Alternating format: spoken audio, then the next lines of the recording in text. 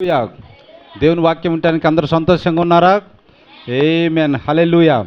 ఎందుకంటే ప్రభు యొక్క మాటలే మనకు నిత్య జీవము. నా మాటలు నిత్య జీవమని మనకు వాక్యం తెలియజేస్తూ ఉన్నది. దేవుని నామమునకు మహిమ కలుగును గాక. ఈ సమయం ముందు మనము మన యొక్క పరిశుద్ధ గ్రంథంలో నుండి 1వ దినవృత్తాంతములు 16వ అధ్యాయము 7వ వచనం చదువుకుందాం. 1వ దినవృత్తాంతములు 16వ అధ్యాయము 7వ వచనం. రైట్. ఆ దినమందు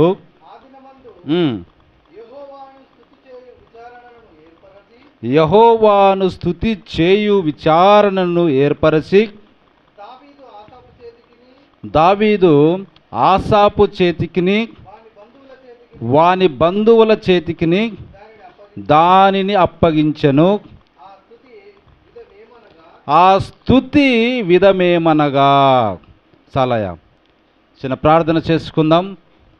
సర్వోన్నతుడా, సకల ఆశీర్వాదములకు కర్త, మా ప్రియ పరలోకపు తండ్రి, నీ యొక్క హృదయానుసారుడైనటువంటి దావీదు నీకు స్తుతి చేయుట ఏ విధముగా చేయాలనో ఒక విధానాన్ని, ఒక క్రమాన్ని, ఒక పద్ధతిని ఆయన ఏర్పరిచి దాన్ని యాజకుడైనటువంటి వారి కుమారులకు అప్పగించి ఏ విధంగా స్తుతి చెయ్యాలి ప్రభు యొక్క సన్నిధిలో, దేవుని యొక్క మందిరంలో ఏ విధముగా యెహోవాను ఆరాధించాలో ప్రభు ఆ స్తుతి విధానము మాకు ఇక్కడ రాయబడి ఉన్నది. అవును తండ్రి, ఈ చివరి యొక్క దినము నీ కృతజ్ఞతాస్తుతులు చెల్లించుటకు, నీకు స్తుతి చేయుటకు మేము ఇక్కడ కూడుకొని ఉన్నాం.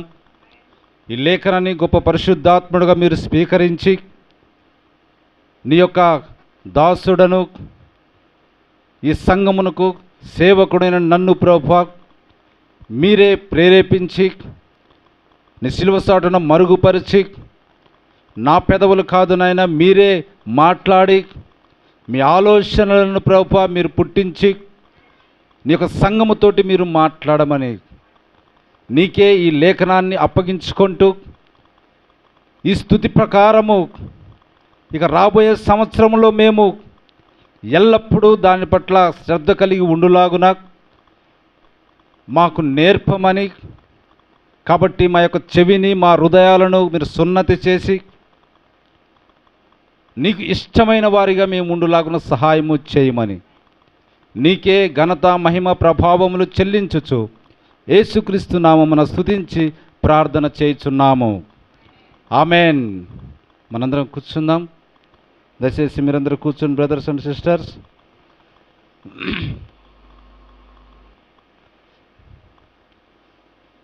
Praise the Lord. హల్లెలూయా. చాలా సంతోషం. పిల్లలందరూ బయటికి వెళ్ళారు, లోపల రావాలి. చాలా చక్కటి సమయము. చూడండి, మనం ప్రభువును ఆరాధించటానికి మందిరానికి వస్తున్నాం, ప్రభువుని ఘనపరచటానికి వస్తున్నాం, ప్రభువుకు స్తుతి చేయటానికి మనము వస్తున్నాం, ప్రభువుకు కృతజ్ఞత అర్పణలు చెల్లించటానికి మనము మందిరానికి వస్తున్నాం. హల్లెలూయా. దేవుని మహిమ కలుగును గాక. హల్లెలూయా. అయితే ఈ చివరి సంవత్సరంలో యొక్క దినము మనము ఎక్కువగా అన్ని సంఘాలలో సంవత్సరం అంతా కాచి కాపాడావు దేవా, నీకు కృతజ్ఞతలు లేకపోతే వందనాలు. సంవత్సరం అంతా కాపాడాడు, ఎన్నో ఇక్కట్ల నుండి, ఎన్నో బాధల నుండి, ఆయుష్నుచ్చి, రాకపోకలేదు. ఇలా తలంచుకుంటే ప్రతిదీ ఆయన కృపే. కాబట్టి మనం ఆయనకి ఏం చేయాలి? ఈ దినము కృతజ్ఞతాస్తుతులు చెల్లించాలి, ఆయనను మనము స్తుతించాలి. ఏ విధముగా స్తుతించాలి అన్నది ఇక్కడ మనకు పాఠం ఉన్నది. స్తుతించుటలో మనం ఏమేమి తీసుకొని రావాలి, ఏంటిది దేవునికి ఇష్టమైన స్తుతియాగము అని మనం పరిశీలన చేస్తే ఇక్కడ మనకు దొరుకుతూ ఉంది. నిజంగా కృతజ్ఞతాస్తుతులు ప్రభువా నీకు చెల్లించాలి, ఏమి మేము చూడాలి అని చెప్పినప్పుడు ఈ యొక్క లేఖనాలు ప్రభు బయలుపరిచినట్టుగా నేను చూస్తూ ఉన్నా. అక్కడ చదివితే నాకే ఆశ్చర్యంగా ఉన్నది. ఎన్నోసార్లు మనం చదివి ఉంటాం, కానీ మనం అంత పర్టికులర్గా చదవము. కానీ ఎప్పుడో అది రంగం మీదకి రావాల్సిన రోజు వచ్చినప్పుడు, ఎప్పుడో తన సంఘముకు ఈ వాక్యాలను బోధించాలని అవసరం వచ్చినప్పుడు అది ఖచ్చితంగా ఏమవుతుంది, రంగం మీదకి వచ్చి హైలైట్ అవుతుంది. హల్లెలూయా.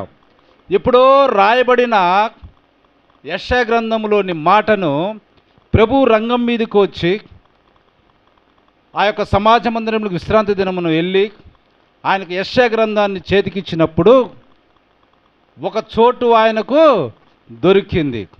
ఇదిగో నా సేవకుడు. అక్కడ కొన్ని మాటలు రాయబడినట్టుగా మనం చూస్తూ ఉంటాం. అవి యేసుక్రీస్తుకు సంబంధించినవి. అంటే ఎప్పుడు సంఘానికి అవి తీసుకురావాలనో అప్పుడు అవి ఏం చేస్తాయి, లేఖనాలు బయటికి వస్తాయి. హల్లెలూయా. దేవుని మహిమ కలుగును గాక. కాబట్టి ఇక్కడ మనం చదువుకున్న లేఖనాన్ని బట్టి చూస్తే ఆ స్తుతి విధమేమనగా, దేవుడికి మనం స్తుతులు చెల్లిస్తాం. ఎట్లా చెల్లించాలి, అసలు స్తుతిలో ఏమేమి ఉన్నాయి, కృతజ్ఞతార్పణలో ఏమేమి ఉన్నాయి అని మనం చూస్తే ఒకటొకటి మనం చూద్దాం. Praise the Lord. హల్లెలూయా. మొట్టమొదటి చూడండి, 8 చూడండి. అలాగనే మీరు పెట్టుకోండి 8వ వచనాన్ని, అలాగా 16వ అధ్యాయాన్ని. యెహోవాకు కృతజ్ఞతాస్తుతులు చెల్లించుడి. ఫస్ట్ ఏంటంట, కృతజ్ఞతాస్తుతులు చెల్లించుడు. అంటే మనకు చేసిన మేళ్ళన్నిటిని జ్ఞాపకం చేసుకుని ప్రభువా నీకు వందనాలు, ప్రభువా నీకు వందనాలు. హల్లెలూయా. చూడండి, తర్వాత ఆయన నామమును ప్రకటన చేయుడి. స్తుతి విధానం ఇది. స్తుతి అంటే మనం ఏదో ఎగరటం కాదు, గంతులేయటం కాదు, గట్టిగా సప్పట్లు కొట్టడం కాదు, గట్టిగా మ్యూజిక్ పెట్టడం కాదు, చూడండి గట్టిగా పాటలు పాడటం కాదు. ఇక్కడ స్తుతి విధానము, ప్రభుకి ఇష్టమైన స్థుతి విధానం ఇక్కడ ఉన్నది.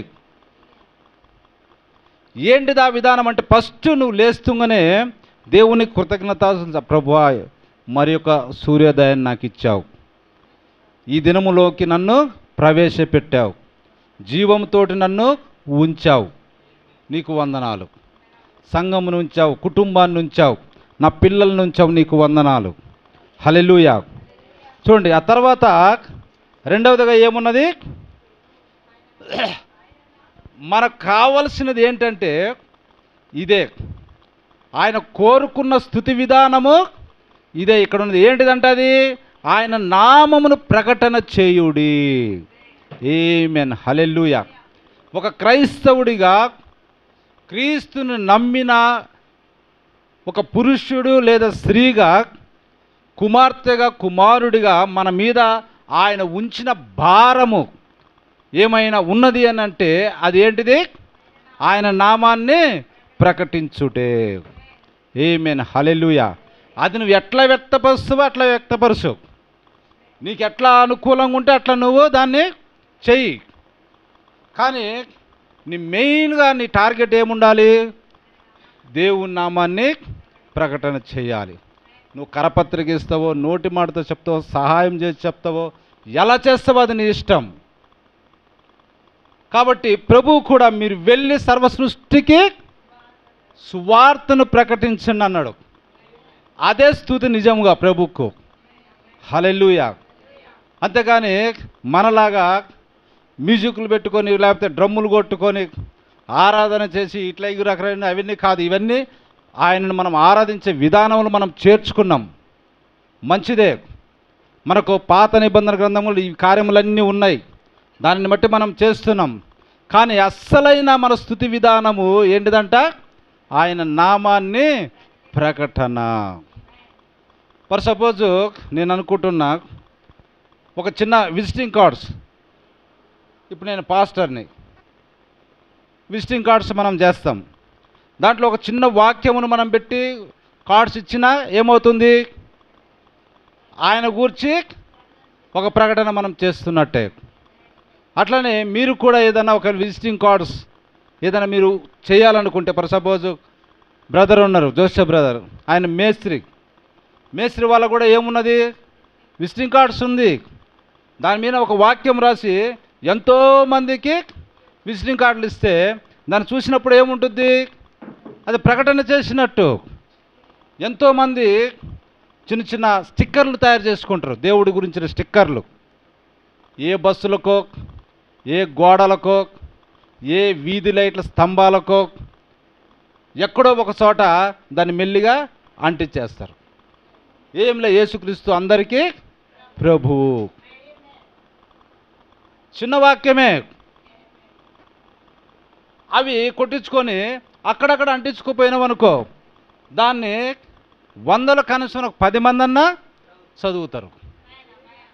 అన్ని మతస్థులు చదువుతారు. తర్వాత వారు అంగీకరించని అది పక్కన పెట్టు. మనం అంతేకాదు, బస్సులలో ప్రయాణం చేస్తున్నప్పుడు మనకు అక్కడక్కడ గోడల మీద, ఆ తర్వాత అడవులలో పోతున్నప్పుడు బండల మీద ఎక్కడంటే అక్కడ ప్రభు గురించిన వాక్యాలు, లేకపోతే యేసుక్రీస్తు లోకరక్షకుడు అనేటువంటి మాటలు మనకు కనపడతా ఉంటాయి. నిజమైన స్తుతి ఇది. కాబట్టి ప్రభువు కూడా మనకు చెప్పింది అదే. ఆయన మనల్ని విడిచి పరలోకమును గెలిచినప్పుడు మీరు సర్వలోకమునకు వెళ్ళి సర్వ సృష్టికి సువార్తను ప్రకటించుడి. ఇది మెయిన్ టార్గెట్. ఇది స్తుతి విధానము. ఆ స్తుతి విధానమేమనగా నెక్స్ట్ ఫస్ట్ ఏం చేయాలి? ఆయన నామాన్ని ప్రకటించాలి. అంటే ఆయన నామం ఏంటిది? యేసుక్రీస్తు. యేసుక్రీస్తు అంటే ఏంటిది? యేసుక్రీస్తు అంటే ఎవరు? ఇత్యాది కార్యాలు మనము ప్రజలకు చెప్పాలి. నెక్స్ట్ ఆయన కార్యములను జనములలో తెలియచేయుడి. ఏం చేయాలి? తర్వాత ఆయన ఏమేం చేసిండో ఆ కార్యాలు కావాలి మనకు. ఆయన ఏమేమి అద్భుతాలు చేసిండో అది మనం వివరించాలి. ఎందుకంటే ఆయన అద్భుత ఆశ్చర్య కార్యములు చేయటం వల్లనే ప్రజలు ఆయన దగ్గరికి తండోపతండాలుగా వచ్చినట్టుగా మనం చూస్తూ ఉన్నాం.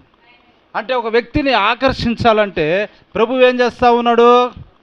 స్వస్థతలు, అద్భుతాలు, ఆశ్చర్యకార్యములు చేస్తూ ఉండవు. ఇప్పుడు మనకు చూడండి, వాక్యం బాగా గమనించండి. మీరు వెళ్ళి సర్వసృష్టికి సువార్తను ప్రకటించుడి, నమ్మిన వారు రక్షింపబడుదురు, నమ్మని వానికి శిక్ష విధింపబడును, నమ్మిన వారి వలన ఈ సూచక క్రియలు వెంబడించును. చూడండి, అక్కడ మళ్ళీ ఏమి ఇస్తున్నాడు? కార్యములను ఇస్తూ ఉన్నాడు. వ్యాధులను, తర్వాత రోగులను స్వస్థపరుస్తారు. ఎన్నెన్నో దేవుడు మనకు వాగ్దానం ఇచ్చి ఉన్నాడు. అక్కడ అపోస్తలులు వెళ్ళి బోధిస్తూ ఉంటే ఈ కార్యములు వారిని వెంబడించి వాక్యము స్థిరపరచబడెను అని రాయబడి ఉంటుంది. హల్లెలూయా. చూడండి, తర్వాత మనం ఏం చేయాలంట? ఆయన నామాన్ని, యేసుక్రీస్తు నామాన్ని మొదటిగా తీసుకొని యేసుక్రీస్తు ఏమేమి అద్భుత ఆశ్చర్యకార్యములు చేసిన ప్రజలకు వివరించాలి. హల్లెలూయా, హల్లెలూయా.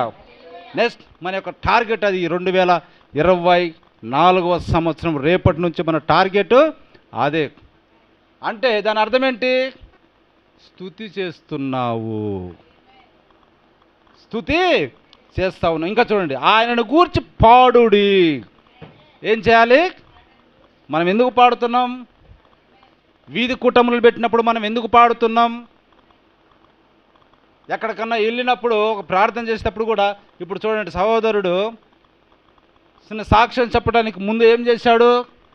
ఒక పాట అనేది, ఒక పల్లవి అన్నది పాడుతూ ఉన్నాం.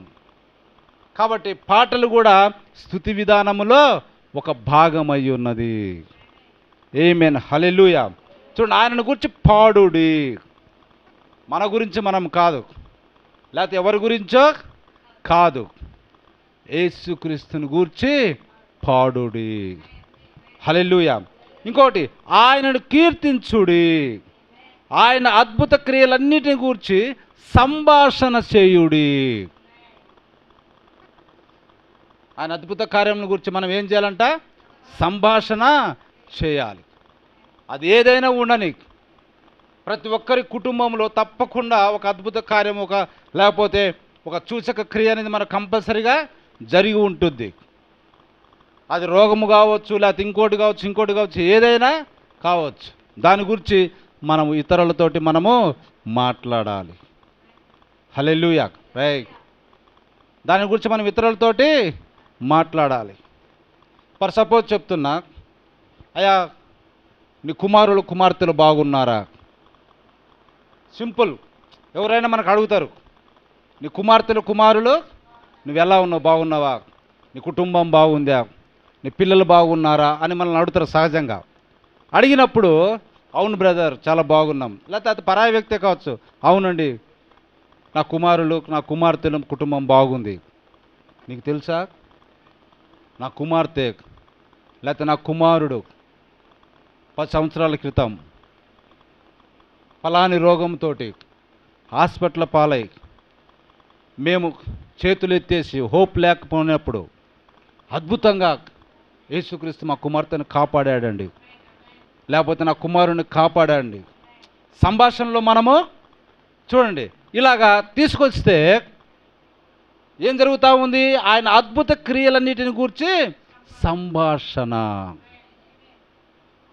దాన్ని మనం తీసుకొచ్చుకోవాలి, ఆ విధంగా లైనప్ మనం చేసుకోవాలి. అప్పుడు వాడు ఆలోచన చేస్తాడు, తర్వాత బాగుందని చెప్పాడు కానీ ఈ విధంగా అయినప్పుడు ఏం జరిగిందంట, తన కుమార్తెను లేదా తన కుమారుణ్ణి స్వస్థపరిచిన సాక్ష్యం చెప్తా ఉన్నాం. హల్లెలూయా. దేవుని మహిమ కలుగును గాక. ఇప్పుడు చూడండి, మనం అప్పుడప్పుడు మంగాచార్యులు అనే ఒక వ్యక్తిని మనం చూస్తూ ఉంటాం, ఒక సేవకుని మనం చూస్తూ ఉంటాం. వాళ్ళ తిరుపతిలో వాళ్ళ నాన్న అది మన దేవాలయాల్లో సేవ చేసే వ్యక్తి. ఇతను కూడా వెళ్ళి సేవ చేస్తూ ఉంటాడంట దేవాలయం పూజారిగా. ఒక దినము ఈ మంగాచార్యులు అనే వ్యక్తికి జ్వరమో సమేదో హెల్త్ బాగాలేదు, హాస్పిటల్లో ఉన్నాడు. ఎన్నో దేవుళ్ళకు మొక్కుకుండా ఏమేమో చేశాడు, అయినా ఎక్కడే కానీ రిలీఫ్ అన్నది దొరకలేక అలా బెడ్ మీద ఉన్నప్పుడు కొన్ని రోజులు, ఇప్పుడు సహజంగా చాలామంది క్రైస్తవులు స్త్రీలు కానీ పురుషులు కానీ హాస్పిటల్ దర్శించి చిన్న ప్రార్థన చేసి చిన్న చిన్న బైబుల్ ఇచ్చి ఇలాంటి కార్యక్రమాలు మన క్రైస్తవులు ఎక్కువగా చేస్తూ ఉంటారు. అట్లనే ఆ మంగాచార్యులు అనే వ్యక్తికి ఒక చిన్న బైబుల్ని ఇచ్చి ప్రార్థన చేసిందంట. అతను అనుకున్నాడంట, ఇన్ని దేవుళ్ళను మనం చూసాం, నాలో ఏమి స్వస్థత రాలేదు, చివరిగా ఎందుకు ఈయనను పోగొట్టుకోవాలి మనం, ఒకసారి మనము నమ్మి ప్రార్థన చేపించుకొని ఆ బైబిల్ ఏముందో కొంచెం చదువుకుంటే బాగుంటుంది కదా అని అతను బైబిల్ తెరవటం వలన ఈ దినము మన యొక్క ఆంధ్ర రాష్ట్రంలో తెలంగాణలో గొప్ప సేవకుడిగా అతను వాడబడతా ఉన్నాడు. హల్లెలూయా. దేవుని మహిమ కలుగును గాక. కాబట్టి ఆయన అద్భుత క్రియలన్నిటిని గురించి సంభాషణ చేయుడి. హల్లెలూయా. హల్లెలూయా. చూడండి, దాన్ని బట్టి ఏమొస్తుంది, ఆయన పరిశుద్ధ నామమును బట్టి అతిశయించుడి. ఇక్కడ గమనించాలి, ఎప్పుడైతే నీ కుమార్తెకు స్వస్థత వచ్చింది, లేకపోతే నీ కుమారుడు స్వస్థత వచ్చింది, లేకపోతే నాకే స్వస్థత వచ్చిందని మనము ప్రభు గురించి అద్భుత కార్యములను అవకల వ్యక్తులకు మనం చెప్తామో, చూసావా నా దేవుడే నన్ను స్వస్థపరిచాడు, నాకు జీవం ఇచ్చా, కాబట్టి నేను దినాన సజీవుడిగా ఉన్నా అని అతిశయం. అతిశయం అంటే ఏంటిది, మనం ఎక్కువగా చెప్పుకోవటం. చూడండి, కాబట్టి ఏం చెప్తాడు, ఆయన పరిశుద్ధ నామమును బట్టి అతిశయించండి. మీ సొంత ధనమును బట్టో లేకపోతే గుర్రములను బట్టి వాటిని బట్టి మనం సంతోషించటం కాదు, ప్రభువుని బట్టి మనము అతిశయించాలి. ఆమేన్. హల్లెలూయా. చూడండి, స్తుతి విధానము అంటే ఇది. ఈ పనులు చేస్తుంటే నువ్వు దేవుణ్ణి స్తుతిస్తున్నట్టు లెక్క. ఇది నువ్వు గుర్తుపెట్టుకోవాలి. హల్లెలూయా. హల్లెలూయా. ఇంకో కొంచెం మనం ముందుకు వెళ్దాం. చూడండి, యెహోవాను వెదుకువారు హృదయమునందు సంతోషించుదురుగాక. ఇప్పుడు ఏముంది, నా కుమార్తెను బాగుపరిచాడు, నన్ను బాగుపరిచాడు, లేకపోతే నా కొడుకును బాగుపరిచాడు మనం చెప్పుకున్నప్పుడు దాన్ని బట్టి మనం ఏం చేస్తూ ఉన్నాము, అతిశయిస్తున్నాము, గొప్పగా చెప్పుకుంటున్నాము. దాని ద్వారా ఏమొస్తుంది? సంతోషము. హృదయమందు సంతోషము. యెహోవాను వెదుకువారు హృదయం నందు ఏం చేస్తారంట? సంతోషించుదురు. హల్లెలూయా. కాబట్టి పౌలు భక్తుడు కూడా చెప్తా ఉన్నాడు, సంతోషించుడి. ఏం చెప్తా ఉండ ఆయన? మరలా చెప్పుదును, సంతోషించుడి. ఎందుకు దిగులు పడాలి? హల్లెలూయా. దేవుని మహిమ కలుగును గాక. అసలు దిగులు చింత అన్నది క్రైస్తవంలో లేదు, నువ్వు కరెక్ట్గా తెలుసుకుంటే. ఒకవేళ ఈ రోగాన్ని బట్టి లేకపోతే శరీరాన్ని బట్టి నీకు దిగులు చింత ఉండొచ్చేమో, కానీ ఇది కాదు నీ జీవితం. దీనికోసం కాదు నువ్వు బ్రతికేది, ఆవలి వైపున జీవితం కోసం నువ్వు బ్రతుకుతున్నావు. కాబట్టి దానికి దిగులు చింత లేదు. హల్లెలూయా. దేవుని మహిమ కలుగును గాక. ఇంకా చూడండి, యెహోవాను ఆశ్రయించుడి, ఆయన బలమును ఆశ్రయించుడి. ఇవన్నీ చేసిన తర్వాత నువ్వు ఎప్పుడు ఏమి ఆశ్రయించాలి? దేవుణ్ణి ఆశ్రయించాలి. ఇప్పుడు సాక్ష్యం మనం విన్నాం, శాంతమ్మ గారు చెప్పినప్పుడు, సీనుకు బాగాలేనప్పుడు ఎవరి కోసమో పాకులాడటం ఎందుకు? ఏ సేవకుడి కోసమో పాకులాడటం ఎందుకు? ఈ దేశంలో పేరు పొందిన పాస్టర్లకు మనం ఫోన్లు చేసి ప్రార్థన చేపించుకొని వాళ్ళ అకౌంట్లోకి డబ్బులు పంపిస్తాం. అది చేయటం ఎందుకు? ఆమె ఏం చేసింది? ఆమె ఏమని చెప్పింది? చూడండి, మోకాళ్ళు లేచి ప్రార్థన చేసిందని చెప్పింది. అది మనకు కావాల్సింది మొట్టమొదటిది. హల్లెలూయా. నువ్వేం చేస్తున్నావు? ఎవరో నీ కోసం ప్రార్థన చేయటం కాదు, నువ్వు ప్రార్థన ఎందుకు చేయటం లేదు? నా కొడుకును కాపాడు, లేకపోతే నా కుమార్తెను కాపాడు, లేకపోతే నన్ను కాపాడని నువ్వేం చేయాలి? మోకాళ్ళు వేసి ప్రార్థన చేయాలి. హల్లెలూయా. దేవుని మహిమ కలుగును గాక. హల్లెలూయా. హల్లెలూయా. కాబట్టి యెహోవాను ఆశ్రయించుడి. ఎందుకంటే ఆయన దగ్గర ఏమున్నది? ఆయన దగ్గర బలం ఉంది. హల్లెలూయా. ఆయన బలవంతుడైన దేవుడని ఇప్పుడే మనం పాట పాడుకున్నాం. హల్లెలూయా. ఆయనకు అసాధ్యమైనదంటూ ఏదియూ లేదు అంటే దాని అర్థం ఏంటి? ఆయన బలవంతుడు, ఎవరికి లేనటువంటి బలము కలవాడు, మరణ బలాన్నే జయించిన బలవంతుడు. ఆమేన్. హల్లెలూయా. హల్లెలూయా. ఇంకా ఎవడు ఇంతకంటే బలవంతుడు ఎవడు చెప్పండి ఈ లోకంలో? ఎవడన్నా మరణ బలాన్ని జయించిండా? అన్నిటికంటే బలం గలదేంటిది? మరణమే. దాన్నే జయించినవాడు. హల్లెలూయా. కనుక యేసుక్రీస్తు నేను జయించానని క్లియర్ చెప్తా ఉండు. నేను జయించి సింహాసనం నందు కూర్చున్నా, నువ్వు కూడా జయించి నా సింహాసనం నందు కూర్చో. హల్లెలూయా. చూడండి, ఆయనకు వేరే ఏదో సింహాసనంలో కూర్చోబెట్టంలే. ఆయన జయించి ఏ సింహాసనం ముందు కూర్చున్నాడో జయించువానిని ఆ సింహాసనం నందే కూర్చుండబెట్టబడుదురు. హల్లెలూయా. అంటే ఇప్పుడు కుమారుడు యేసుక్రీస్తుని శరీరధారగా తీసుకుంటే దేవునికి కుమారుడు వెళ్ళి ఏం చేశాడు? తండ్రి సింహాసనం నందు కూర్చున్నాడు. మరి మీరు కూడా దేవుని కుమారులే. చూడండి, ఆయన ప్రధాన కుమారుడు. చూడండి, యేసుక్రీస్తు శరీరధారగా తీసుకుంటే ఎవరు? మొదటి కుమారుడు, ప్రియ కుమారుడు, ప్రధాన కుమారుడు. ఆ తర్వాత కుమారులం మనం. మరి దేవునికి ఆయన కుమారుడైనప్పుడు ఆయన జయిస్తే సింహాసనం ఇచ్చాడు, మరి మనకెందుకు ఇయ్యాడు సింహాసనము? హల్లెలూయా. ఎందుకంటే మనం కుమారులమే కదా, మనల్ని కింద కూర్చోబెడతాడా? కాబట్టి యేసు చెప్తా ఉన్నాడు, నా సింహాసనం ముందు మీరు కూర్చుండబెట్టబడుదురు. హల్లెలూయా. దేవుని మహిమ కలుగును గాక. స్తుతి అది ఈ చెప్పటమే స్తుతి, ఈ విధంగా చేయటము స్తుతి. హల్లెలూయా. దేవుని మహిమ కలుగును గాక. హల్లెలూయా. హల్లెలూయా. ఇంకా చూద్దాం, కొంచెం ముందుకు వెళ్దాం. 18వ వచనం చదవండి. 18వ వచనం. 1000 తరముల వరకు ఆ మాట నిలుచునని ఆయన సెలవిచ్చెను. ఏంటిది ఆ మాట? 16 నుంచి చదవండి. ఇప్పుడు ఆ, అబ్రహాముతో చేసిన నిబంధనను, ఇస్సాకుతో చేసిన ప్రమాణమును, ఏర్పాటును నిత్యము జ్ఞాపకముంచుకొనుడి. ఆమేన్. హల్లెలూయా. ఏం చేశాడు వాళ్ళతోటి? వాగ్దాన దేశం. హల్లెలూయా. నిత్యం నువ్వు జ్ఞాపకం చేసుకోవాలి, ఈ దేశము నాది కాదు, ఈ తెలంగాణ నాది కాదు, ఈ ఇండియా నాది కాదు, ఇక్కడ నేను పరదేశిని, ఇక్కడ నేను ఎవరిని? యాత్రికుడను. హల్లెలూయా.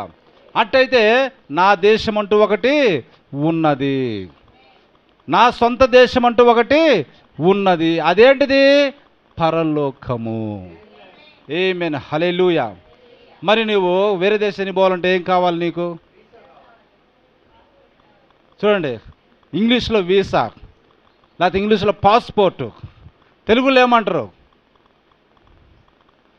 తెలుగులో ఏమంటారు? చూడండి, ఆ దేశం పోవాలంటే నీకేం కావాలి? పర్మిషన్ కావాలి. దాన్ని ఏమంటాము తెలుగులో? పౌరసత్వము. ఏమంటాము? పౌరసత్వం అంటే అర్థం ఏంటంటే ఈ వ్యక్తి ఈ దేశానికి సంబంధించిన వాడు అనే హక్కు పత్రం. హల్లెలూయా. దేవుని మహిమ కలుగును గాక. చూడండి, ఏంటిదంట? ఏం చెప్పాను ఇప్పుడు మీకు? దానికంటే ముందేం చెప్పాను? పౌరసత్వం అంటే ఏంటిది? పౌరసత్వం అంటే పౌరుడు హక్కు. అంటే ఈ ఇండియా దేశానికి చెందిన వ్యక్తి అని రూఢిపై చేసేది పౌరసత్వం. హల్లెలూయా. హల్లెలూయా. అదే మనకు ఏమని చెప్తుంది? పాస్పోర్ట్. పాస్పోర్ట్ అని ఒకటి ఇస్తూ ఉంటారు. దాని అర్థం ఏంటంటే ఈ వ్యక్తి ఇండియాకు సంబంధించిన వ్యక్తి, అతని జన్మస్థలము ఇండియా, అతను పలాని ఊరిలో నివసిస్తున్నాడు అని పాస్పోర్ట్ను మనకు ఇస్తారు. హల్లెలూయా. తర్వాత జనన ధృవీకరణ పత్రం అంటే బర్త్ సర్టిఫికెట్. అదేంటిది? పౌరసత్వం. హల్లెలూయా. దేవుని మహిమ కలుగును గాక. పౌరసత్వం అది. అట్లనే పరలోకం వెళ్ళాలంటే కూడా మనకేం కావాలి? పౌరసత్వం ఉండాలి. హల్లెలూయా. పౌరసత్వం అనేది తప్పకుండా ఉండాల్సిందే. ఎందుకంటే ఆ వీసా లేనిదే, లేకపోతే ఆ పాస్పోర్ట్ లేనిదే నువ్వు అవతలికి చేరలేవు. హల్లెలూయా. దేవుని మహిమ కలుగును గాక. మరి ఏమైనది ఆ పౌరసత్వము? దేవుని ఆత్మ మూలంగా జన్మించిన వారందరూ దేవుని కుమారులు. ఆమేన్. హల్లెలూయా. అదే నీ పౌరసత్వం. ఈ ఇంటికి నేను కూడా కుమారుణ్ణే అని నువ్వు చెప్పాలంటే ఏముండాలి నీకు? నీ తండ్రి జీన్స్ నీలో ఉండాలి. హల్లెలూయా. దేవుని మహిమ కలుగును గాక. నీ తండ్రికి పుట్టినావని నీకు ప్రూఫ్ ఉండాలి. కాబట్టి నువ్వు బర్త్ సర్టిఫికేట్ తీసుకున్నప్పుడు సన్నాప్ ఏం చేస్తాము? పలాని వ్యక్తి సన్నాపు పలాని వ్యక్తిని మనం రాపిస్తాం. కాబట్టి పౌరసత్వం మనకు తప్పకుండా కావాల్సిందే. హల్లెలూయా. ఆ పౌరసత్వము అక్కడికి పోతే దొరికేది కాదు, ఇక్కడ ఉండంగానే సంపాదించుకోవాలి. ఆమేన్. హల్లెలూయా. ఇప్పుడు చూడండి, మనము ఆ దేశానికి పోయిన తర్వాత ఇక్కడ నుంచి పాస్పోర్ట్ తెప్పించుకోవాలంటే కుదరదు. ముందుగానే పాస్పోర్ట్ మనకు ఉండాలి. ఇది ఉంటేనే నిన్ను అవతలికి రానిస్తారు.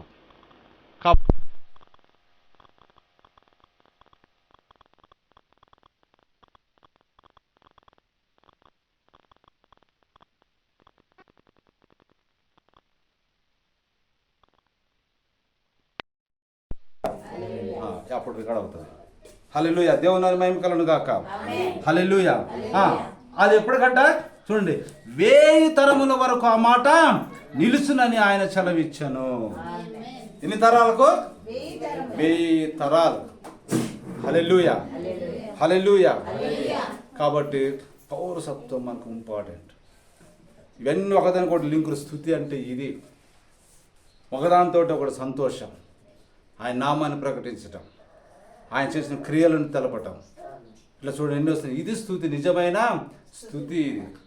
ఇది మనం జీవితంలో నిత్యం మనము చేయాలి. హల్లెలూయా, హల్లెలూయా. ఇంకొంచెం మనం ముందుకెళ్దాం, ఇంకొంచెం ముందుకెళ్దాం. హల్లెలూయా. ఇప్పుడు 23 చదవండి అమ్మా, 23 చదవండి. సర్వభూజనులారా యెహోవాను సన్నుతించుడి, అనుదినము ఆయన రక్షణను ప్రకటించుడి. ఆమేన్, హల్లెలూయా. సర్వభూజనులారా ఎవరిని సన్నుతించాలి? ఒక్కడే, ఆయన ఒక్కడే, ఆయన మాత్రమే నువ్వు సన్నుతించాలి. కాబట్టి ఆయన ధైర్యం చెప్పిండు, నేనే ఏంటిది దేవుడను, నేనే దేవుడను. నా వెనుక ఏ దేవుడు లేడు, నా ముందు ఏ దేవుడు లేడు. నేనే రక్షకుడను, రక్షించువాడను నేనే, విడిపించువాడను నేనే. వేరొక రక్షకుడు లేడు. అసలు నేనే అనే పదం ఉపయోగించింది యేసుక్రీస్తే, లేకపోతే పాత నిబంధనలో ఉన్న యెహోవాయే. ఆమేన్, హల్లెలూయా. దేవుని మహిమ కలుగును గాక. అక్కడ పాత నిబంధనలు యెహోవాగా దేవుడు ఉండి నేనే చెప్పుకుంటూ వచ్చాడు.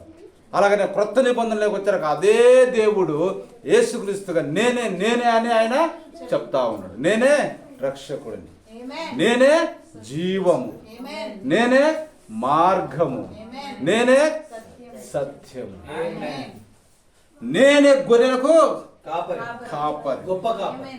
హల్లెలూయా. దేవుని మహిమ కలుగును గాక. ఎవరు మనం చెప్పగలం అట్లా? ఎవరిమే చెప్పలేము. నేను జయించా. చూడండి ఎంత గర్వకారణమో, చూడండి ఎంత అతిశయమో చూడండి. ఎందుకంటే ఆయన ఏం చేశాడు? పోరాడే గెలిచాడు, జయించాడు. హల్లెలూయా. దేవుని మహిమ కలుగును గాక. కాబట్టి సర్వభూజనులారా యెహోవాను సన్నుతించుడి, అనుదినము ఆయన రక్షణను ప్రకటించుడి. కాబట్టి కొత్త నిబంధనలోకి వచ్చారు. ఏమైనా వాక్యం మనం తెలియజేస్తా ఉంది. పౌలు భక్తుడు రాస్తా ఉన్నాడు, సమయమందును అసమయమందును కూడా నువ్వేం చేయాలి? వాక్యాన్నే ప్రకటించాలి. హల్లెలూయా. కరువైన ఖడ్గమైన ఏదైనా దేవుని ప్రేమ నుండి మనం ఎడబాప నేరం. అంటే దాని అర్థం ఏంటిది? మనల్ని ఆటంకపరిచేది ఏమీ లేదు. పేతురు కూడా చెప్తా ఉన్నాడు, నీ మాట వినాలన్నా, మేము దేవుని మాట వినాలన్నా, మేము విన్న వాటిని కన్న వాటిని ప్రకటించకుండా ఉండలేము. ఆమేన్, హల్లెలూయా. దేవుని మహిమ కలుగును గాక. కాబట్టి అనుదినము ఆయన రక్షణను ప్రకటించుడి, అన్ని జనులలో ఆయన మహిమను ప్రచురించుడి, సమస్త జనులలో ఆయన ఆశ్చర్య కార్యమును ప్రచురించుడి. హల్లెలూయా. అందుకే సమస్త జనులు అంటే సర్వలోకం. సర్వలోకములో అనేకమైన జనాంగాలు, అనేక రకాల భాషలు మాట్లాడే వాళ్ళు. కాబట్టి సాక్షార్థమై సువార్త ప్రతి దేశంలోనికి వెళుతా ఉంది. అమ్మ బయట ఒక కుర్చేసుకుని కూర్చోబెట్టండి అమ్మ, కూర్చోండి నాన్న, కూర్చుంటుంది. హల్లెలూయా. దేవుని మహిమ కలుగును గాక. ఎందుకంటే చూడండి 20 చూడండి, యెహోవా మహాఘనత వహించిన వాడు. ఎందుకు మనం ఈయనని ఇంత గొప్పగా మనం చూస్తున్నాం? యేసుక్రీస్తు ఏంటంట? మహాఘనత వహించిన వాడు. హల్లెలూయా. ప్రకటన గ్రంథంలో నువ్వు తీసుకొని వెళ్తే ఏముంటుంది? మా కొరకు రక్తము సిందించి మమ్మల్ని కొన్నందుకు నీకు ఘనత మహిమ ప్రభావమును కలుగునుగాక. గొర్రెపిల్ల ఏంటంట? ఓ గొర్రెపిల్ల నీకు ఘనత మహిమ ప్రభావములు కలుగునుగాక, చెల్లునుగాక. ఆమేన్, హల్లెలూయా.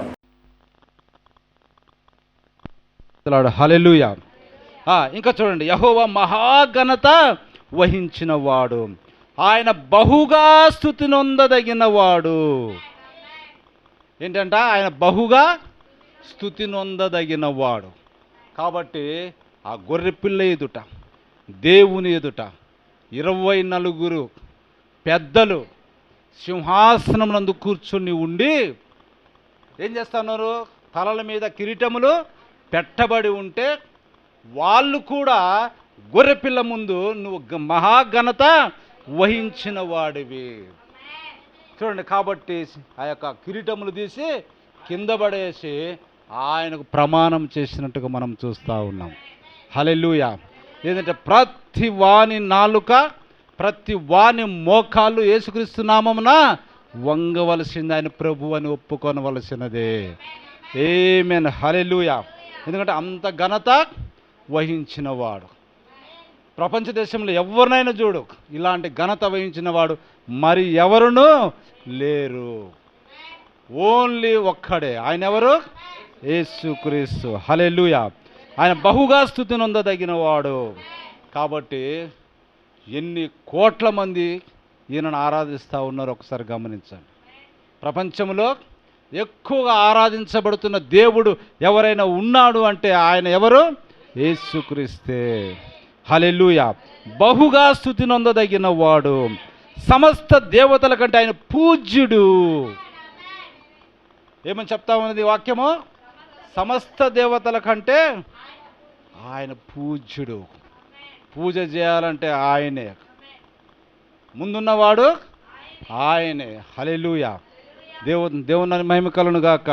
చూడండి ఎలాంటి మాటలు ఉన్నాయి. ఇదే స్తుతి, ఇదే స్తుతి విధానము. హల్లెలూయా. ఇంకా చూడండి, జనముల దేవతలని ఒట్టి విగ్రహములే, ఎందుకంటే యెహోవా ఆకాశ వైశాల్యమును సృజించినవాడు, ఘనత ప్రభావములు ఆయన సన్నిధి ఉన్నవి. ఆమేన్, హల్లెలూయా, హల్లెలూయా, హల్లెలూయా. ఇంకో రెండు మాటలు చెప్పుకుందాం మనం. తీయండి. హల్లెలూయా, హల్లెలూయా. ఇప్పుడు 29 చదవండి. 29 చదవండి. యెహోవా నామమునకు తగిన మహిమను ఆయనకు చెల్లించుడి,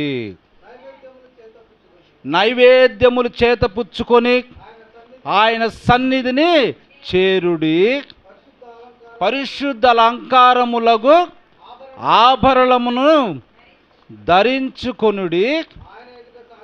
ఆమేన్, హల్లెలూయా. ఎలా సాగిపడాలంట? ఎలా సాగిలపడాలి మనం? అక్కడ రాయబడింది కదమ్మా, పరిశుద్ధ అలంకారములకు ఆభరణములు. ఆమేన్, హల్లెలూయా, హల్లెలూయా. అటువంటి ధరించుకొని, అంటే మనం ధరించుకునే అన్నీ పరిశుద్ధమైనయా? మరి కావనట్టే కదా. మనం ధరించుకునే అన్నీ పరిశుద్ధమైనవి కావు. కానీ వాక్యం ఏం చెప్తుంది? పరిశుద్ధమైన అలంకారములు ధరించుకొని ఆయన ఎదుట సాగిలపడుడి. అది ఆయన ఎదుట ఆ విధంగా సాగిలపడాలి. మనం చూస్తాము కొన్ని సంఘములలో ఇక్కడ నుంచి ఇక్కడ దాకా యాలబడుతుంటాయి. ఇవన్నీ నగలు పెట్టుకుంటారు, పూలు కుప్పలు కుప్పలు పూలు పెట్టుకుంటారు, ఇక గోర్లకు పెయింట్లు వేసుకుంటారు. తర్వాత ఏం చేస్తారు? గోరింటాకు పెట్టుకుంటారు. ఇవన్నీ గోరింటాకులు పెట్టుకుంటారు. ఎంతో అలంకరణ, కాళ్ళకు గోర్లకు పెయింట్ వేసుకుంటారు. చూడండి, ఇటువంటి అలంకరణలు అన్నీ చేసుకొని ప్రభు దగ్గరికి వచ్చి సాగిలపడతా ఉంటారు. కానీ అది చెప్పటంలా ఏమని చెప్తా ఉన్నది? పరిశుద్ధ అలంకారములకు ఆభరణం ధరించుకొని ఆయన ఎదుట సాగిలపడుడి. ఇది స్తుతి. ఆ విధంగా సాగిలపడటము స్తుతి. ఏంటి అయ్యా అంటే ఒకసారి మనతో 1 పేతురు 3వ అధ్యాయం 3-4 వచనాలు చదవండి. అక్కడ ఏముందో? పరిశుద్ధ అలంకారములు అంటే ఏంటో మీకు తెలియజేయబడుతుంది. 1 పేతురు 3వ అధ్యాయం. ఆడపిల్లలందరూ చదవాలి మీరు. తీసుకోండి. 1 పేతురు 3వ అధ్యాయం 3-4 వచనాలు చదవా. జడలల్లు కొనుటయు, బంగారు నగలు పెట్టుకొనుటయు, వస్త్రములు ధరించుకొనుటయు అను వెలుపటి అలంకారములు మీకు అలంకారములుగా ఉండక, సాధువైనట్టు మృదువైనట్టునైనా గుణమను. ఆమేన్, హల్లెలూయా. చూడండి ఏంటిదంట అవి. దానికి ముందు చదవండి. సాధువైనట్టు మృదువైనట్టు. ఆమేన్, హల్లెలూయా. ఈ బాహ్య ప్రపంచం అన్నిటిని ధరించుకొని వచ్చిన లొడలొడలొడలని వాగావనుకో, అది నిజమైన స్తుతి కాదు, నిజమైన అలంకారము కాదు. ఏంటిదంటే అసలు నీ అలంకారము? చూడండి, చదవండి. ఏంటిదంటే నీ నిజమైన అలంకారము? సాధువైనట్టు మృదువు. సాధుత్వం ఉండి మృదువుగా మాట్లాడట. చదవండి. సాధువైనట్టు మృదువు గల గుణమును అక్షయ అలంకారముగా మీ హృదయ అంతరంగమందు ఆమేన్. హల్లెలూయా. హృదయములో అది ఉండాలి, పై అలంకారం కాదు. నీ హృదయంలో ఏముండాలి? సాధుత్వము ఇంకా మృదుత్వం అనేది ఉండాలి. ప్రతి ఒక్కరి జీవితంలో ఇవి ఉండాలి. ఇదే నిజమైన అలంకరణ. హల్లెలూయా. దేవుని మహిమ కలుగును గాక. ఆ విధంగా ఉండి ఎక్కడ నువ్వు సాగిలపడాలి? ఆయన సన్నిధిని, ఆయన యొద్దుట. ఆమేన్. హల్లెలూయా. అప్పుడు నువ్వు నిజమైన స్తుతి చేస్తున్నట్టు, నువ్వు నిజమైన కృతజ్ఞతలు చెల్లిస్తున్నట్టు. చేశాం ఎన్ని సంవత్సరాలు ఎన్నో సంవత్సరాలు పోయిన వాటిని గురించి మనం వదిలేద్దాం. కనీసం రేపటి దినము నుంచి స్తుతి అంటే ఏంటో ప్రభువా ఈ దినాన్ని నాకు బోధించావు. స్తుతి విధానం అంటే ఏంటిదో నాకు ఈ దినాన్ని నీవు తెలియజేశావు. పరిశుద్ధాత్మతో నాతో మీరు మాట్లాడావు. సరే, నేను ఇంతకుముందు చేసింది ఏదో చేసేసా, అదే నేను నిజంగా స్తుతి అనుకున్నా, లేకపోతే కృతజ్ఞతలు అనుకున్నా, లేకపోతే దేవుని ఆరాధించడం అనుకున్నా ప్రభు. కానీ అది కాదని ఈ దినాన నేను తెలుసుకున్నా. హల్లెలూయా. కాబట్టి రేపడు ఏం చేస్తారు మనమంతా? రేపు నూతన తీర్మానాలు చేసుకుంటారు. రేపు 1వ తారీఖున ఏం చేస్తాం? మనం అందరము వాగ్దానములు తీసుకుంటాం. దేవుని వాగ్దానాలు మనం తీసుకుంటున్నాం. మరి నువ్వేం వాగ్దానం చేస్తున్నావు దేవుడికి? మనం తీసుకోవటమే కానీ ఇవ్వటం అంటే ఏమీ ఉండదు. కానీ ప్రభు అడుగుతూ ఉండు, వాగ్దానాలన్నీ తీసుకుంటూనే ఉన్నావు, మరి నాకేం వాగ్దానం చేస్తున్నావు? ప్రభు ఆ స్తుతి విధానం ఏంటో నేను నిన్న తెలుసుకున్నా. రేపటి దినాన మనం పలకాల్సింది. హల్లెలూయా. కాబట్టి నేను ఆ స్తుతి విధానములో నిన్ను నేను ఆరాధన చేస్తా, నీ ఎదుట సాగిల పడతా. హల్లెలూయా. దేవుని మహిమ కలుగును గాక. చూడండి, ఆ విధంగా చేయటం వలన ఏం జరుగుతుందో చూడండి. 2వ కొరింథీ 9వ అధ్యాయం ముగించుకుందాం మనం. 12వ వచనం. 2వ కొరింథీ 9వ అధ్యాయం 12వ వచనం చదవాలి. ఆడపిల్లలు తీయాలి మీరు. పెన్ను బంద్ చేయి. ఏలైనగా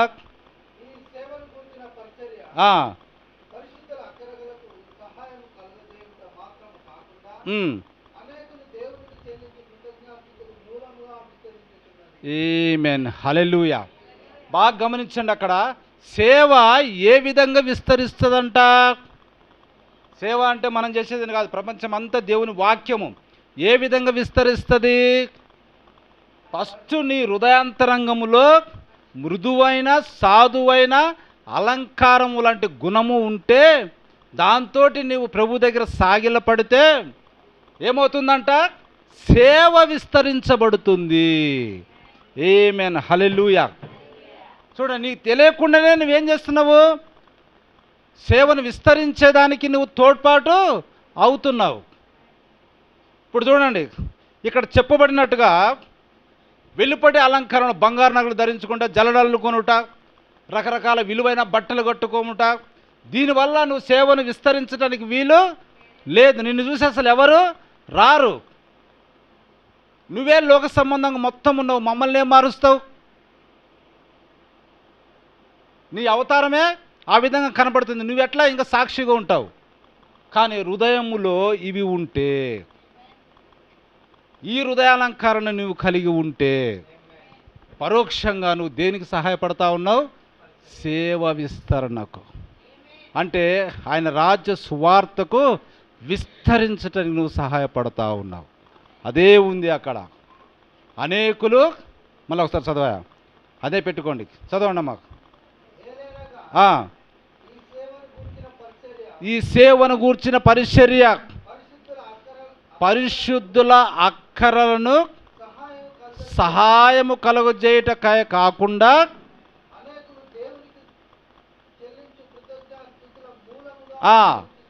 అనేకులు దేవునికి చెల్లించు కృతజ్ఞతాస్తుతుల మూలముగా విస్తరిస్తున్నది.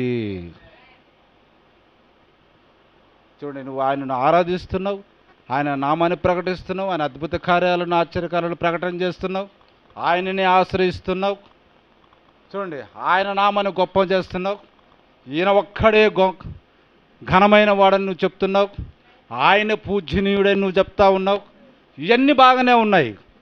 మరి నీ వైపు వచ్చారక, నీ దగ్గరికి వచ్చారక, నీవు ఎలాగ ఉన్నావు? ఇప్పుడు మగవాళ్ళు అయితే ఫుల్ అదేంటిది జీన్స్ ప్యాంట్ లేకపోతే టైట్ టీ షర్ట్లు వేసినప్పుడు వారి కండరాలు అవన్నీ బయటికి కనపడే విధంగా బాడీ బిల్డర్లకు వస్తాదుల్లాగా బయటకు వస్తూ ఉంటారు. అది వాళ్ళకు నిజమైన అలంకరణ కాదు. అలాగా నువ్వు ఉండి ఒక వ్యక్తికి నువ్వు సువార్తను చెప్పలేవు. చెప్పి ఆ వ్యక్తిని సువార్త పరిసరాల విస్తరణలోకి నువ్వు ఆ వ్యక్తిని తీసుకొని రాలేవు. ఆడలకే కాదు, మగవాళ్ళకే కాదు, ఎవరికైనా లోపడేముండాలి? మృదువు సాధువైన అలంకరణలు, తగుమాత్రపు వస్త్రములతోటి. హల్లెలూయా, దేవుని మహిమ కలుగును గాక. కాబట్టి నువ్వు సువార్తకు తెలియకుండానే నువ్వేం చేస్తా ఉన్నావు? విస్తరించడానికి తోడ్పడుతూ ఉన్నావు. అది ఆయనకు కావాల్సినది. ఆయన కావాల్సింది ఏంటిది? ఆయన రాజ్య సువార్త అనేకమైన ప్రజలలో విస్తరించాలి. ప్రభు కోరుకున్నదే అది. హల్లెలూయా, దేవుని మహిమ కలుగును గాక. హల్లెలూయా, హల్లెలూయా.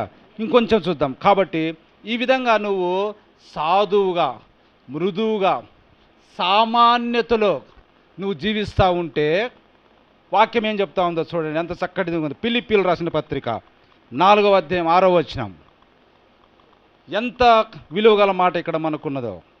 ఫిలిప్పీయులకు రాసిన పత్రిక 4వ అధ్యాయం 6వ వచనం.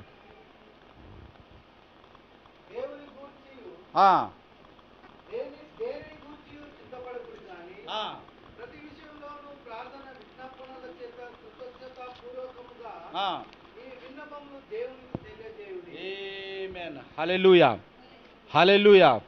చూడండి, అందరు విన్నారు ఈ మాటను. దేనిని గూర్చియు చింత పడకుడి. హల్లెలూయా. ఎలా ఉండాలంట? ప్రార్థన విజ్ఞాపనల చేత కృతజ్ఞతాపూర్వకముగా మీ విన్నపములు దేవునికి తెలియచేయుడి. హల్లెలూయా, దేవుని మహిమ కలుగును గాక. నీకేదన్నా చింత ఉంది, ఏదైనా కష్టం ఉంది, ఏదన్నా నష్టం ఉంది, లేకపోతే ఏదైనా కావాలి, ఎవరి దగ్గరికి వెళ్ళి నువ్వు యాచన చేయకు. ఎవరి దగ్గరికి వెళ్ళి నువ్వు యాచన చేయకు. హల్లెలూయా. చూడండి, పౌలు భక్తుడికి కూడా ఒకసారి ఒక అవసరం వచ్చింది, ఒక బాధ వచ్చింది. ఆయన కూడా ప్రభువుకు మొరపెట్టుకున్నాడు. ప్రభువా, ఇది నా పక్కలో ఉండి ఊరికే నాకు విసిగిస్తూ ఉంది, దయచేసి ఈ శోధనను తీసివేయండి అని ప్రభువుకు ప్రార్థన చేసుకుంటే అప్పుడు ప్రభు చెప్తా ఉండు, పౌలా, నా కృప నీకు చాలును. ఆ మాట ఎక్కడొచ్చింది? ఆయన జీవితంలో కూడా కష్ట నష్టాలు ఉన్నాయి. అప్పుడు ఆయన ఎవరి దగ్గరికో పోలే, ఎవరిని ఆశ్రయించాడు? దీన్ని తీసివేయమని ప్రభువును కోరుకున్నాడు. అప్పుడు దేవుడు చెప్తా ఉండు, యేసుక్రీస్తు చెప్తా ఉండు, పౌలా, నా కృప నీకు చాలు. దేవుని మహిమ కలుగును గాక. కాబట్టి ఇక్కడ చూడండి, దేనిని గురించి చింతపడకుడి, కానీ ప్రతి విషయములను ప్రార్థన విజ్ఞాపనల చేత కృతజ్ఞతాపూర్వకముగా మీ విన్నపములు దేవునికి తెలియచేయుడి. హల్లెలూయా, హల్లెలూయా. ఏదైనా నువ్వు దేవుడు తెలియజేయి, అంతే. దేవుడే కార్యము చేస్తాడు. ఆయననే ఆశ్రయించుడని ఇంతకుముందు మనం చదువుకున్నాం. కాబట్టి ఆయననే మనము ఆశ్రయించాలి. హల్లెలూయా, దేవుని మహిమ కలుగును గాక. కాబట్టి దేని గురించి మనం చింతపడాల్సిన అవసరము లేదండి. కాబట్టి ఈ రాబోయే నూతన సంవత్సరంలో కూడా దేనిని గురించి మనం చింతించాల్సిన అవసరము లేదు. మీ చింత యావత్తు ఆయన మీద వేయుడి. హల్లెలూయా, దేవుని మహిమ కలను గాక. నీకు ఇల్లు కావాలంటే ఆయన మీద వేయి. నీకు ఒక గ్లాసు కావాలని అవసరమైతే ఆయన మీద వేయి. నీకు ఒక కుక్కర్ కావాలంటే ఆయన మీద భారం మోపు. ఎందుకంటే కుక్కర్ కొనాలని నీకేం కావాలా? ఒక గ్లాసు కొనాలన్నా 100 రూపాయలు నీకేం కావాలా? కాబట్టి ప్రవక్త కూడా చెప్తుండే, ఏ చిన్న అవసరమైన పెద్ద అవసరమైన ప్రభువు మీదనే భారము నువ్వు మోపు. హల్లెలూయా. ఎందుకంటే ఆయన చెప్తుండే, మీ చింత యావత్తు నా మీద వేయుడి. మరి నీ చింతని నీకు మీద వేసుకుంటే నీవే నలిగి. కాబట్టి మనకెందుకు ఆ భారము? ఆయన మీద ఏమన్నాడు, ఆయన మీద మనము వేద్దాం. మనం ఇంతకుముందు చదువుకున్నాం, ఆయన బలవంతుడు. ఎన్ని చింతలైనా ఆయన ఏం చేస్తాడు? మోస్తాడు, భరిస్తాడు. హల్లెలూయా. కాబట్టి ప్రభు శరీరధారిగా ఉన్నప్పుడు అది చెప్తుండు, మీలాంటి బాధలన్నిటిని కూడా ఆయన భరించాడు కనుక మనకు సహాయం చేయటానికి ఆయనకు సులువు అంట. హల్లెలూయా. ఎందుకంటే కడుపు నొప్పి ఏందో మనకు తెలుసు, అవకలోడు భరించాలంటే వాడికి తెలియదు. కానీ ఆయన కడుపు నొప్పి ఏంటో భరించిండు కాబట్టి మనకు సహాయం చేయడానికి అప్పుడు ఆయన ఎందుకంటే అనుభవపూర్వకం ఉంది. కడుపు నొప్పి అంటే ఏందో ఆయనకు కూడా అనుభవపూర్వకము ఉన్నది కాబట్టి నీకు సహాయం చేయడానికి తగినవాడు. ఆ మాట రాయబడింది పరిశుద్ధ గ్రంథంలో. హల్లెలూయా. దేవుని మహిమ కలుగును గాక. కాబట్టి రాబోయే నూతన సంవత్సరంలో మన చింత యావత్తు ఆయన మీద వేద్దాం. ఆయన నామాన్ని ప్రకటన చేయడానికి ఇప్పుడు ఈ స్తుతి విధానం ఏమైతే మనం చెప్పుకుంటున్నామో దాని ప్రకారం మన జీవితాలను నడుపుకుందాం. హల్లెలూయా. హల్లెలూయా. చివరిగా చూద్దాం కొలస్సీలకు రాసిన పత్రిక 2వ అధ్యాయం 7వ వచనం చదవండి. కొలస్సీలకు రాసిన పత్రిక 2వ అధ్యాయము 7వ వచనం.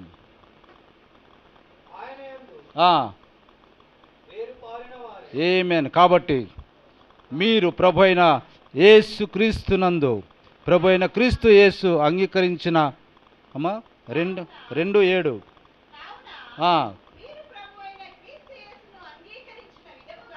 అంగీకరించిన విధముగా ఆయన యందు వేరుపారిన వారై ఇంటి వలె కట్టబడుచు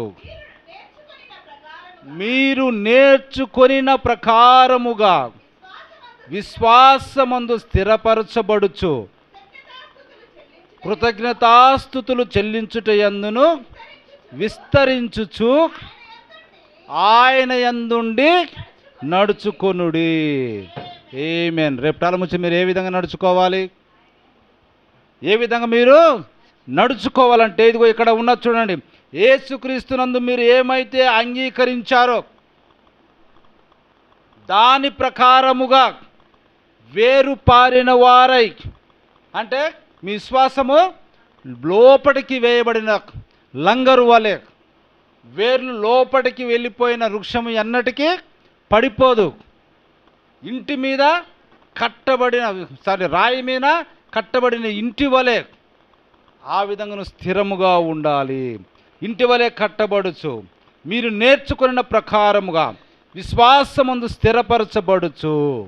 ఈరోజు మీరు నేర్చుకున్నారు స్తుతి అంటే ఏంటి, ఆ విధానం అంటే ఏంటి, దీని మీద మీరు స్థిరపరచబడుచు కృతజ్ఞతాస్తుతులు చెల్లించుట యందు విస్తరించుచు ఆయన యందుండి నడుచుకొనుడి. ఆయన యందుండే మనము నడుచుకోవాలి. హల్లెలూయా. హల్లెలూయా. 1వ దశలోని పత్రిక 5:18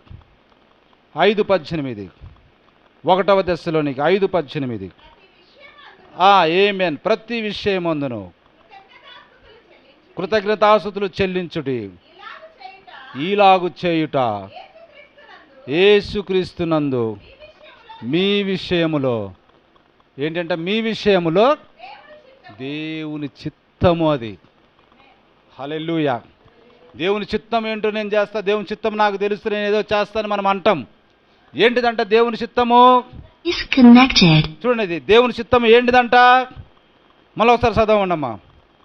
దేవుని చిత్తం ఏంటిదంట? ప్రతి విషయమందు కృతజ్ఞతాస్తుతులు చెల్లించుడి, ఈలాగు చేయుట యేసుక్రీస్తునందు మీ విషయములో దేవుని చిత్తము.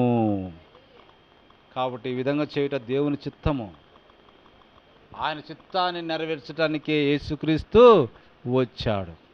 నా తండ్రి చిత్తమును నెరవేర్చడానికి నేను ఈ లోకానికి వచ్చానని యేసుక్రీస్తు శరీరధారిగా చెప్తా ఉండు. మరి నీ తండ్రి చిత్తమును నువ్వు నెరవేర్చాలంటే ఇప్పుడు దాకా మనం చెప్పుకున్న లేఖనాల ప్రకారము రేపటి నుంచి నువ్వు ఉండాలి. వీలైతే ఈ దినము నుండే నువ్వు ఆ విధంగా ఉండాలి. ఈ నూతన సంవత్సరంలో ఇవే నిన్ను నడిపించే వాటిగా ఉన్నప్పుడు సేవలో నువ్వు సహకరిస్తూ ఆయన రాజ్య సువార్తలో పాలిభాగస్తుడివి. ఆమేన్, హల్లెలూయా. చివరిగా ఆశీర్వాదాలు మనం తీసుకుందాం. 1 తిమోతి 2:2 చదవండి. ఆశీర్వాదాలు మనం తీసుకుందాం. 1 తిమోతి 2:2.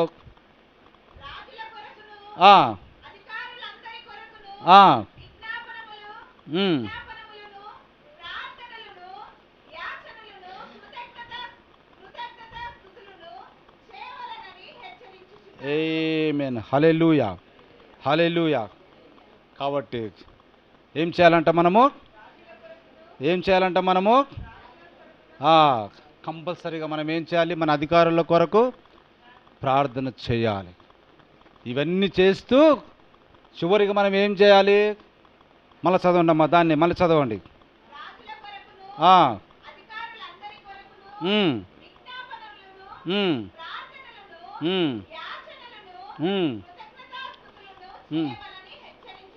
ఆమేన్, హల్లెలూయా.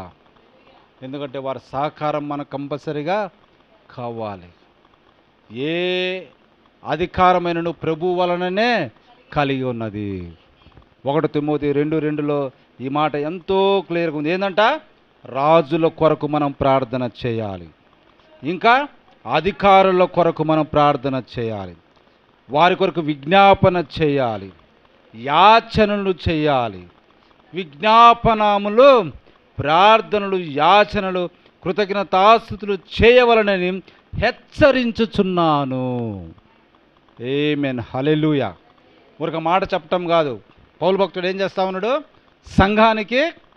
సంఘమైన మనము ప్రభువుకు ఈ స్తుతి విధానములో మనం కొనసాగుతూ ఈ లోక సంబంధం రాజుల కొరకు, అధికారుల కొరకు ప్రార్థన, విజ్ఞాపన, ఇంకా ఏముంది అక్కడ?